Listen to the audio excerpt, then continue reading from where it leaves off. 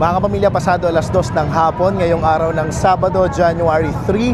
At kung nakikita nyo sa aking likuran ay ongoing o nagpapatuloy yung isinasigawang pagbabasbas sa mga replika at estandarte ng Poong Jesus Nazareno dito sa Quiapo, Maynila. In particular, sa harapan mismo ng Dambana at Basilika ng Jesus Nazareno. Ito yung simbahan. So yung mga replika ay nanggagaling doon sa may Villalobos Street, sa may Carlos Palanca. Yung iba galing naman sa may Carriedo. At dito sila lalabas sa entrance ng simbahan patungo doon sa footbridge. Kung makikita nyo, doon yung mga pare na nagbabasbas sa mga replika at estandarte. So tinataya nga abot to sa mahigit 1,000 mga replika yung nakilahok para sa aktibidad ngayong araw na ito dito sa pagbabasbas mula sa iba-ibang lugar, iba-ibang organisasyon, pamilya, at may mga pumunta nga ho dito individual, may dalang meron silang dalang maliliit na replika.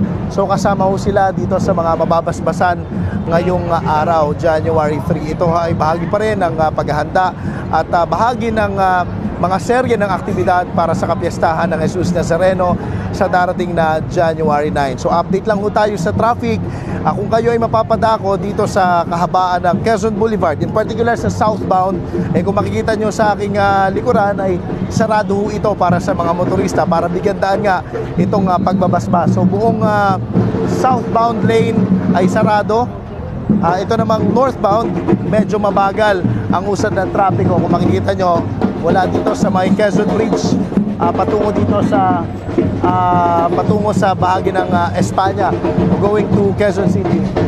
Pero dito sa southbound ay tuloy-tuloy yung usad ng mga sasakyan na may dalangan itong mga imahe ng Jesus Nazareno. So ayon sa simbahan, last year ay inabot ng alas 7 ng gabi yung pagbabasbas.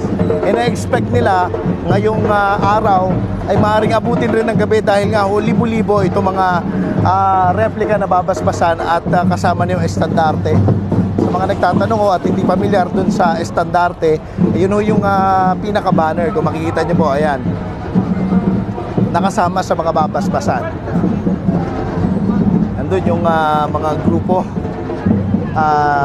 ng kaparian sa footbridge. Doon sila naghihintay at doon na sila nagbabasbas.